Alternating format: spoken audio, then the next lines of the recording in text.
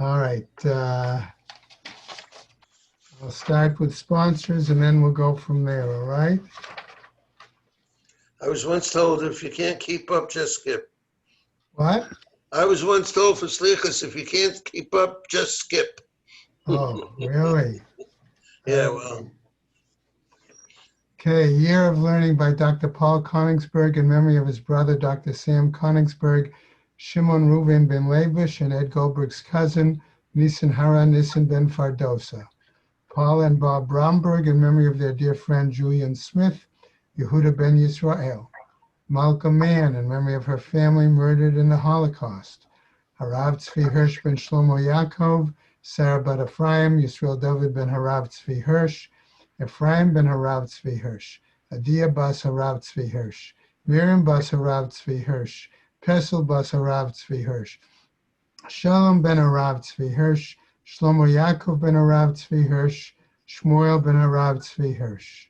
The many friends of Dr. Marvin Blush, Moshe Shalom ben Yitzchak Halevi, friends of Toby Paris, Sarah Tova bat Yisrael Dov.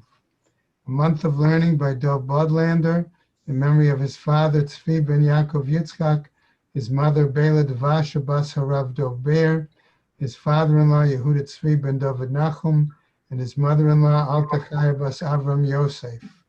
Also a Month of Learning by Melon Haran Haller, in memory of his father Avram ben Ze'ev.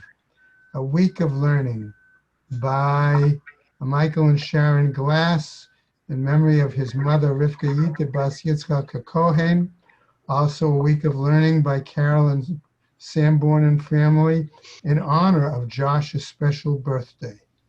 Okay, and that is it for today.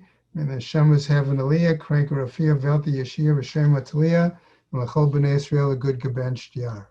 Hey. Okay. All right. We got to the top of Lamed Vav Amud Aleph, right? Yeah. Where we stopped with Kasha. Okay. Indeed, it's a problem. Okay, says the Gemara. What was the problem? The Rabbi Yossi had the Rabbi Yossi, because there seems to be a contradiction, okay, between Rabbi Yossi and Rabbi Yossi. I guess Ted is not on, no? Okay, No, Bob not yet. Bromberg? I don't know, No. okay. So we're going to continue from there, okay? All right, so the Gemara continues. Amar Rav Huna bar Chinana, says Rav Huna bar Chinana the following. Shani Tuma O'il v'yesh la ikar min Torah.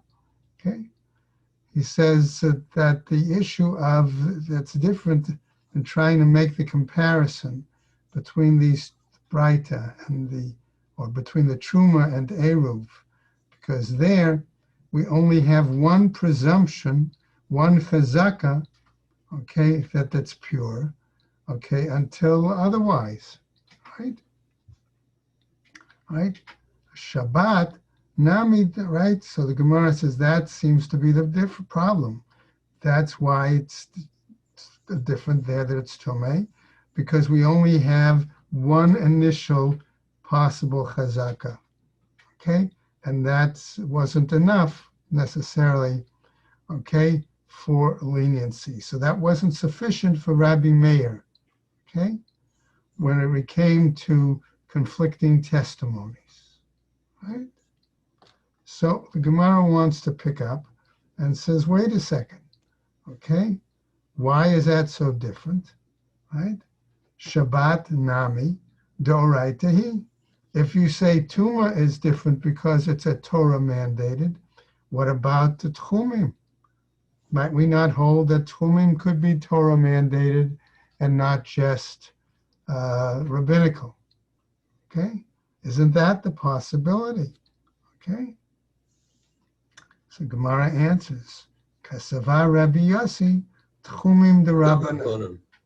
Okay, that Rabbi Yossi held that Tchumim was the Rabbanan and not the Oraita.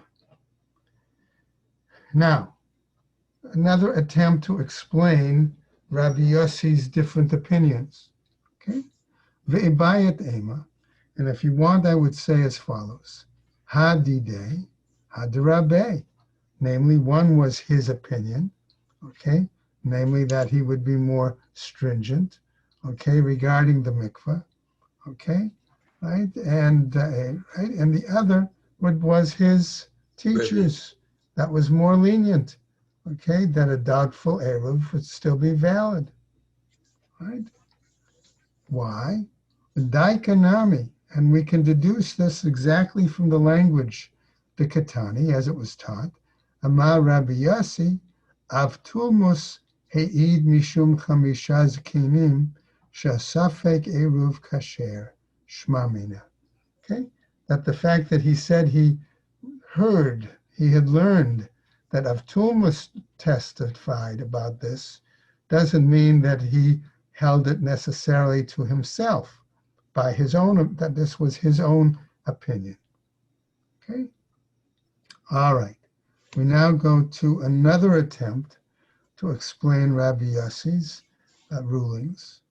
Rabba Amar says, Rabba Hatam Hainu Tamad Rabbi Yossi. Perhaps here, okay, there in that case, really, regarding the Mishnah, okay, immersions, right? This may be the reasoning of Rabbi Yossi. Ha'amad tamei al chezkato, okay? Namely, that he identified the individual based on their presumptional status. Right. Ve'ema lo taval. And he would say that in this case, we would say perhaps the person did not immerse in the Correctly. mikveh appropriately. Adraba, just the opposite, says the Gemara. Amad mikvah al chezkato. Maybe instead of using the presumptive status of the person, we should base it on the presumptive status of the mikveh itself. Ve'emer lo chasar. Okay, and we would say, therefore, that maybe we should make the assumption it was a valid mikveh and it wasn't missing any water. The mikveh shelo nimdad, says the Gemara. However, the problem is that it was a mikveh that was not measured. So we did not know for sure, okay, if it lacked the 40 seah or if it held the 40 seah as appropriate. Okay, so that's where we now continue. Okay, so we'll start with another Braita, which attempts to clarify further the situation. Tanya, this Braita says, Ketzad amar Rabbi Yossi safek eruv kasher. Okay, so notice this Braita has to go back to our earlier question. On what basis was it that Rabbi Yossi held that a doubtful eruv is still valid? Okay, and it then continues. All right, what kind of a case was it? Erev bitruma, that he made his eruv using truma. Safek mi ba'od yom nitmeit, safek mishechashecha nitmeit.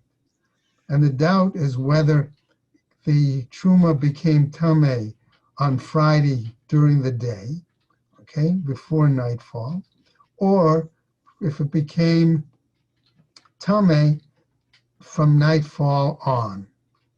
L'chein b'peirot. And likewise, we might say, if he made the eruv using fruit. Safek mi ba'od yom nitkanu, safek mishechashecha nitkanu. There too, in that situation, we have a doubt whether or not these fruits were properly tithed, right? Nitkanu, remedy, tithe. Safek mishechashecha nitkanu. Or a doubt whether they were tithed after it got dark.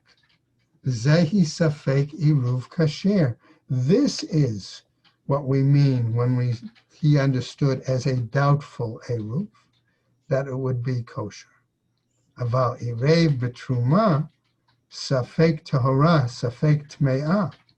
But if he made his eruv and the truma itself was questionably tahor or questionably tameh, v'chein bepeirot, or likewise with regards to fruit, Safek nitkanu, safek lo nitkanu.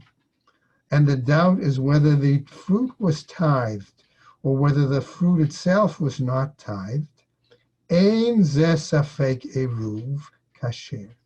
Then we do not have a situation where a doubtful or questionable eruv would be considered valid. So the Gemara now wants to ask really a valid question here. Ma'ishna truma, the amar ha'amad truma al cheskata. Okay.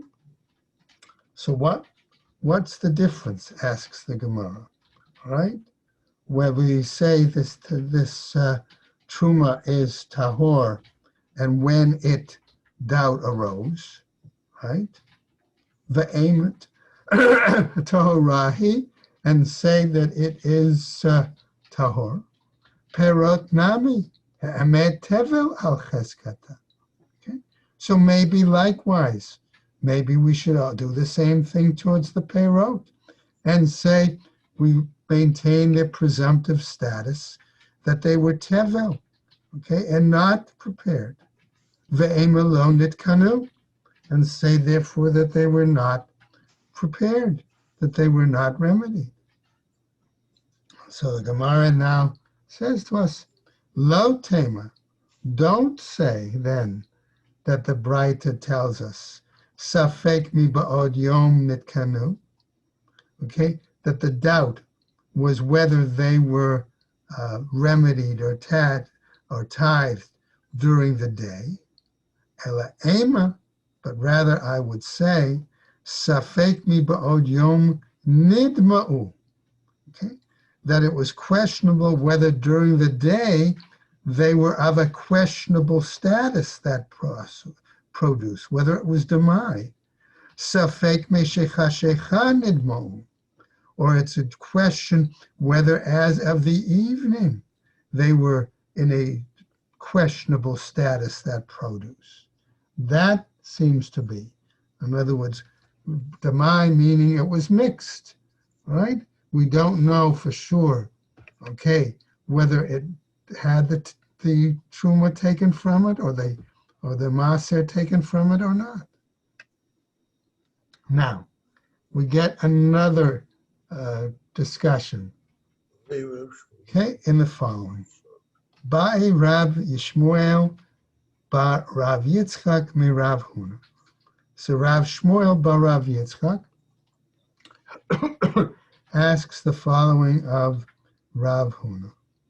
Hayu lefanav shtei kikarot.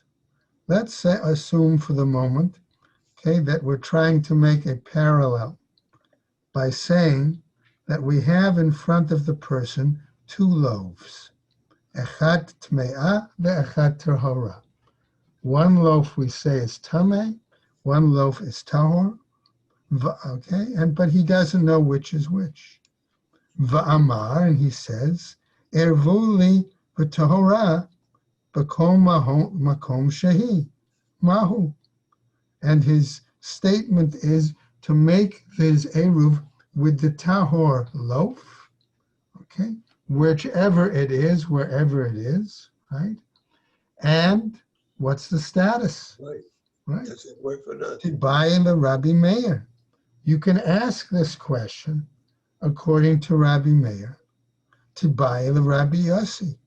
You could ask this question also according to Rabbi Yossi, okay? Because Rabbi Meir, you could ask because his is the stringent view. Rabbi Yossi, you can ask because his is the lenient view.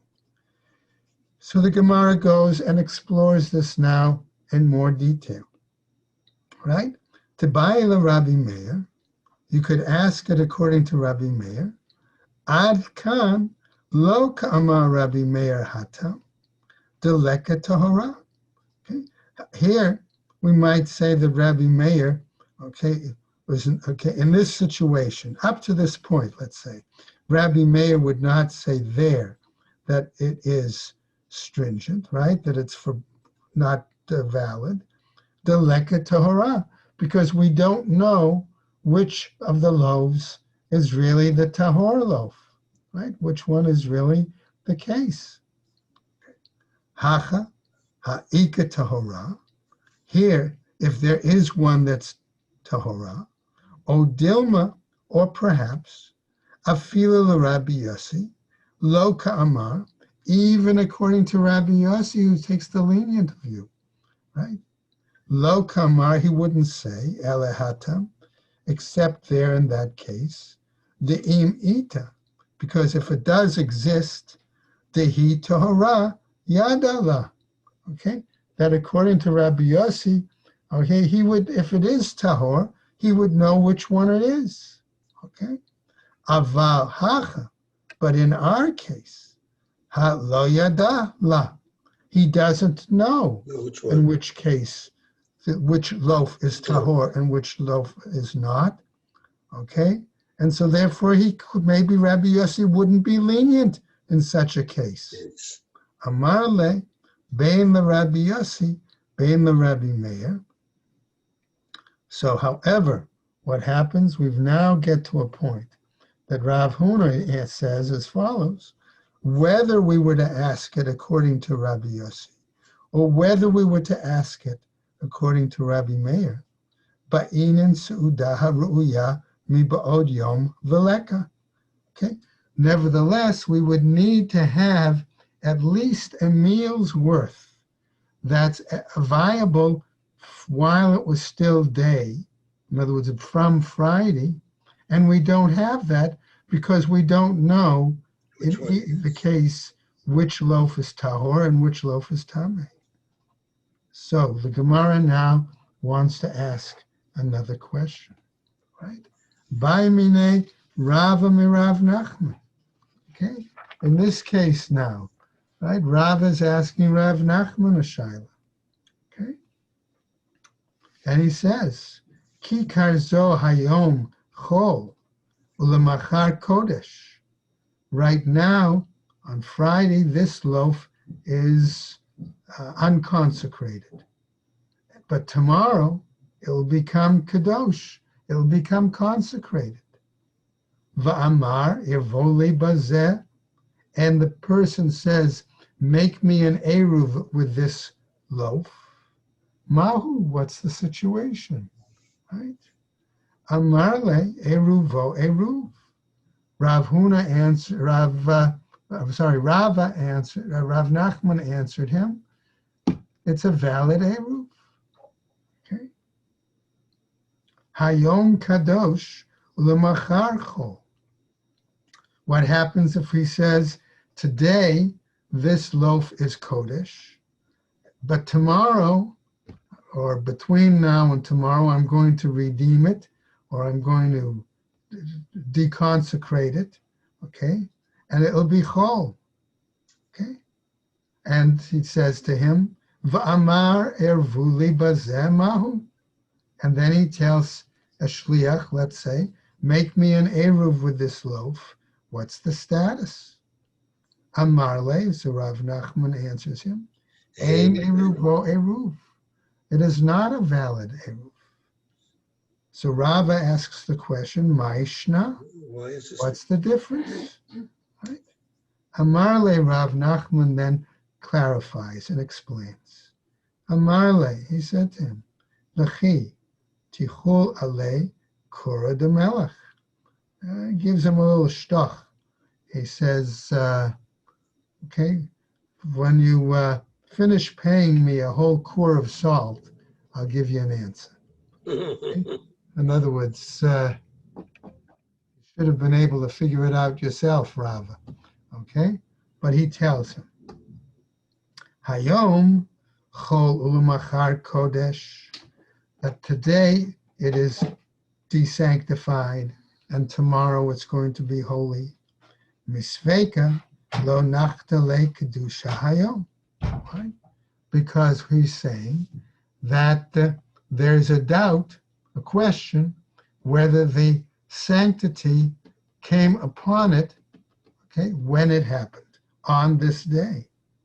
Kadesh lemachar chol, in a situation where the loaf is already sanctified, and tomorrow, okay, it will be desanctified. Mesfeka lo pakale kedushate mine. The doubt is, at what point does the sanctity leave this loaf? It's non-hata. Why? Because we have another example, says the Mishnah, the Gemara. Okay? Right? So that's the question that we're going to show. A Mishnah that tells us elsewhere. Lagin, if you have flasks, tavul yom, and these flasks, their status is that they are tavul yom flasks.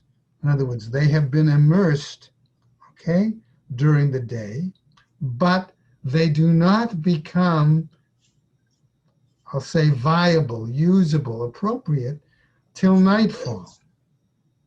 And what happens? The person then takes these flasks, shemal'u min hachavit shel ma'aser tevel, and he fills these flasks from a larger barrel or a larger container, right? Okay, of maaser, that is tevel. V'amar harei ze trumat maaser l'kashet techshach. And he says that these will be produce, okay? This currently tevel produce, at nightfall, I am designating it as trumat maaser, after dark. Okay? In other words, that once it's dark, it is tithed as trumat maaser. Okay? Dvarav kayamin. His statement is valid. Ve'im amar ervuloi bazeh, lo amar klum. But if he says to him at that point during the day, okay, when, right, to make an eruv with it, it's like he says nothing. Okay, it's an invalid eruv. Okay, because it doesn't become valid. It doesn't lose its tevel status till nightfall. And it's too late. Amar Rava, and so Rava now says in response, Zot omeret sof hayom koneh eruv.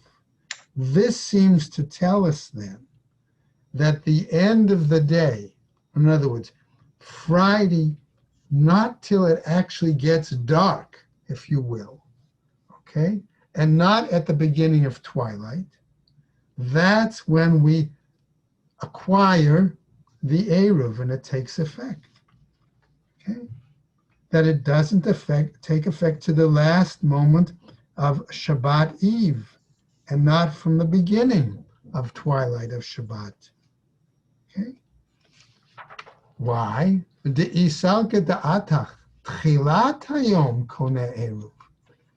if you are of the opinion that you think that it is the beginning, the initial start of twilight, which at that point, okay, that produce is still tevel, okay? I amar ervu li bazeh, amai lo amar klum. If you said to make the eruv then, and why would we therefore say that this in this Mishnah that it's like he said nothing? Okay? Amar Rav Papa.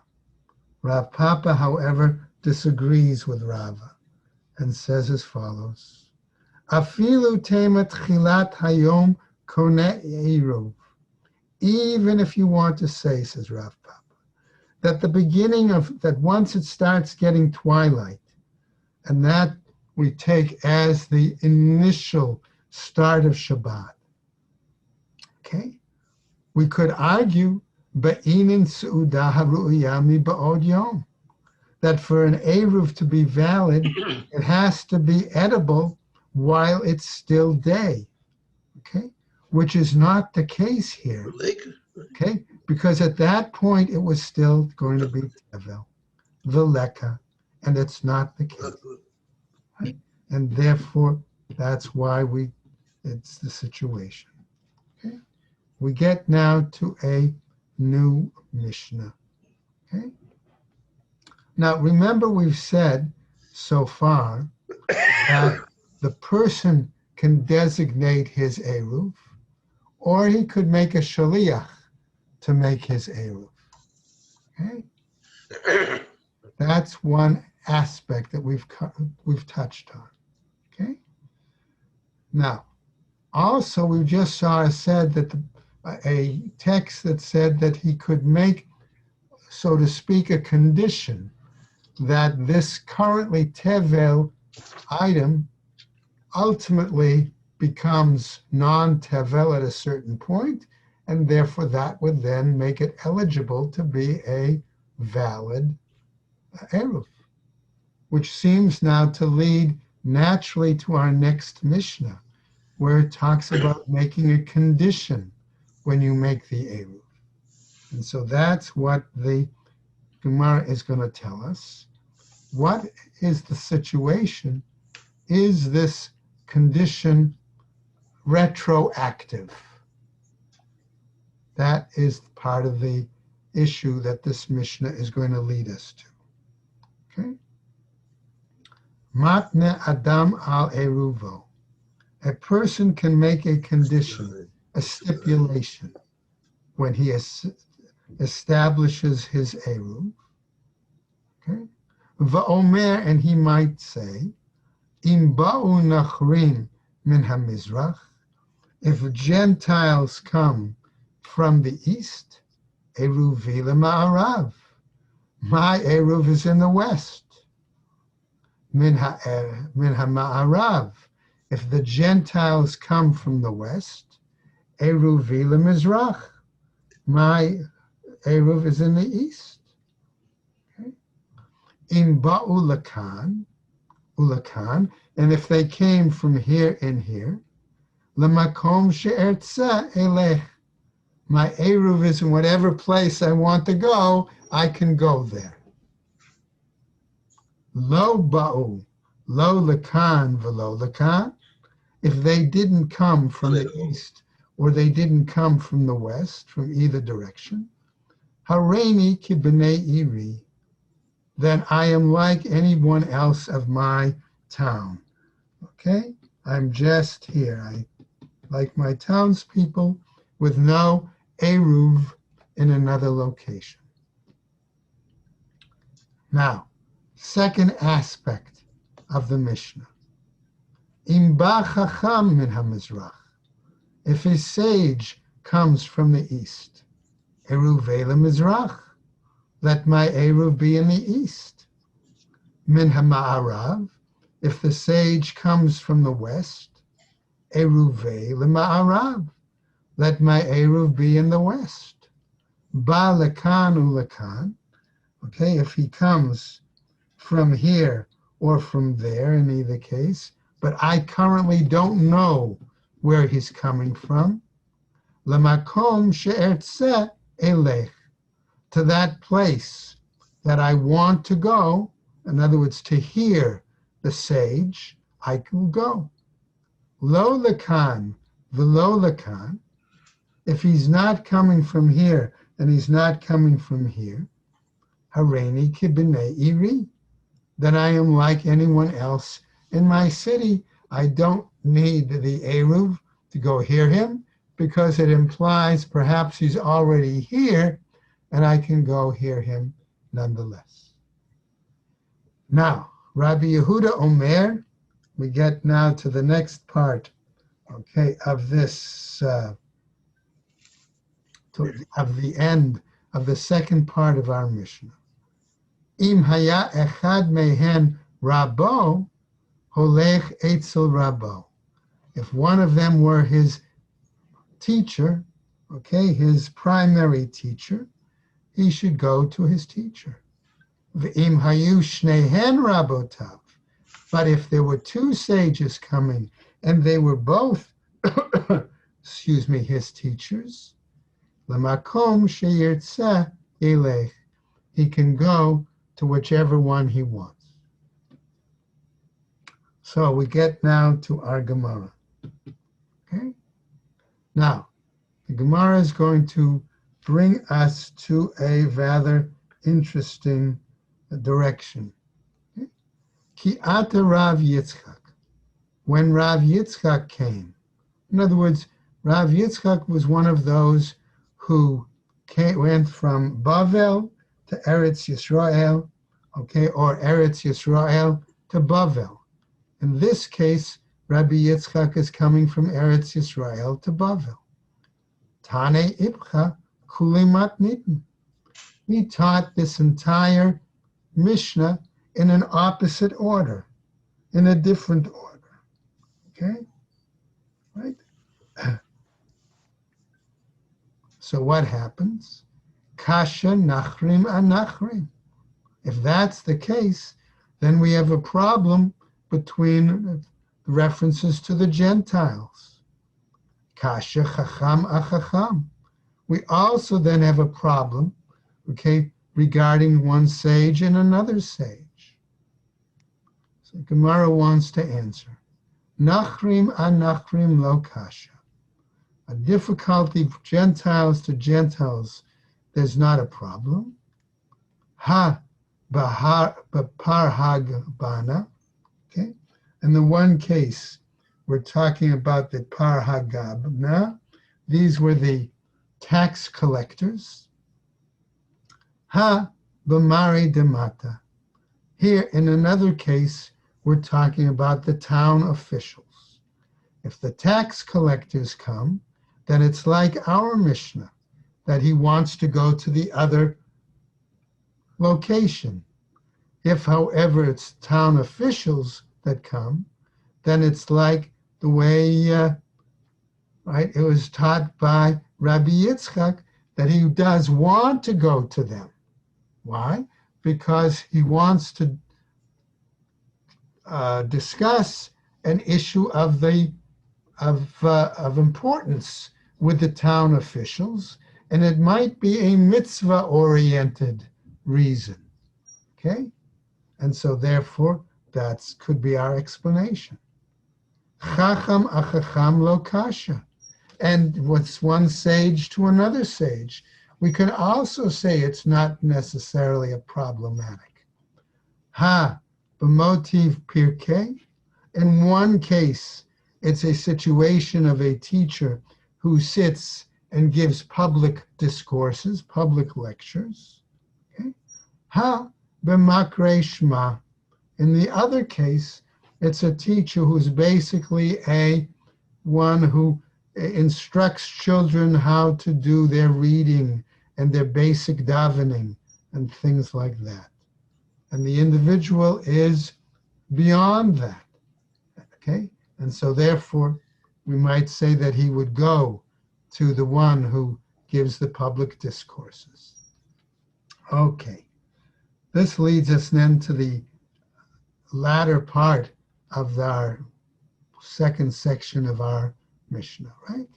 Rabbi Yehuda Omer, im haya echad mehem v'chulei. Rabbi Yehuda was saying if they were coming from different directions, the two scholars, he could go to the one that he wants. V'Rabbanan, but according to the rabbis, okay, zimnin denechalei b'chavrei tfei mirabeh, that there are times when he's more comfortable going and discussing and learning with his colleagues than with his teacher. Okay, and in that case, we might say that he would not necessarily go to the direction of where his teacher was coming. Amar Rav. So Rav wants to give now, however, a different explanation. Okay? Namely the following. Later, lematnitin midatani ayo. We do not have, he says, this Mishnah the way it was taught from the perspective of Ayo. Okay? What happens? Datani Ayo. Because Ayo taught it as follows. Rabbi Yehuda Omer, Rabbi Yehuda says, Ein Adam matne al shnei dvarim ke'echad. A person cannot make stipulations, conditions on two things at the same time, simultaneously. Ela im kain ba chacham lemizrach, eruvo lemizrach. But rather, if the sage comes from the east, his eruv must be in the east. V'im ba chacham lema'arav. And if a sage comes from the west, eruvo lema'arav. His eruv should be to the west. Aval lekan ulekan. But if two sages come from here and from here, lo, okay, he cannot make this simultaneous, this conditional eruv. So he can't go to either? So he can't go to either? Well, he's got to, well, we'll see what Rabbi Yehuda says. Ma ishna lekan ulekan. Okay, what is the reason that if they come from here and here, that he can't, according to Rabbi Yehuda, right? Below, that he can't do this, make this condition. The ein brera. Does this mean that Rabbi Yehuda holds there is no brera, there is no possibility for retroactive designation? Okay. Lemizrach lema'arav nami ein brera. If that's the case, then to say to the east or the west, according to Rabbi Yehuda, also there should be no retroactive designation. Amar Rabbi Yochanan, Kvar ba chacham. Maybe it's a situation, says Rabbi Yochanan, that the sage is already there in town. Ad Rabbah, or perhaps the opposite, we might say. Leta l'dio mimatnit. Okay, that dio, okay, that we might say in this case, that dio's version of the Mishnah is not acceptable to what we're teaching. Lo salka da'atach. Don't even think of that. It should not enter your mind. Daha shma'inam le the Rabbi Yehuda. Why? Because elsewhere we have learned, okay, that Rabbi Yehuda's opinion is delete le brera, that he does not hold from brera, from retroactive designations. D'tnan, as was taught elsewhere in another Mishnah, halokeach yayin mibein hakutim, one who purchases wine from among the Kutim, okay, or Samaritans, depending on your text, right? Omer, he says, okay, Shnei Lugin, these two, okay, this amount of wine, 2 ligim of which, Sha'ani atid lahafrish, that I will in the future separate, Hare hein truma, they will be considered truma. Asara, right? Ma'aser rishon, 10 lugim, okay, will be considered ma'aser rishon. Tish'a, 9 lugim, ma'aser sheni, okay, that they can be considered ma'aser sheni, second time. Umichal, and what he do is he immediately redeems the wine. V'shotem miyad divrei Rabbi Meir, and he can drink it then immediately. This is the view of Rabbi Meir. Rabbi Yehuda, Rabbi Yossi, Rabbi Shimon, Osrin. Okay, but Rabbi Yehuda and Rabbi Yossi, Rabbi Shimon forbid, which seems to tell us then that Rabbi Yehuda is of the view that one does not have retroactive designation. Okay, and that's where we're going to stop right there. Okay, as we'll see that the discussion continues on whether Ula's Io's text and interpretation is going to be valid or not. That's where we'll pick up tomorrow. Now, tomorrow, hopefully, it'll be a little easier because there's no Torah reading, right? But Thursday, we'll go ahead. And then Friday, we'll have to determine between now and Thursday what time we want to set for Friday, because there it's going to run longer with longer slichas and with hataras nedarim and things like that. Okay, guys? Thank you very much, and have a All great right. well. Everybody stay well. Thank you. Okay? And Ooh. You're take care. Yashikova, Yashikova.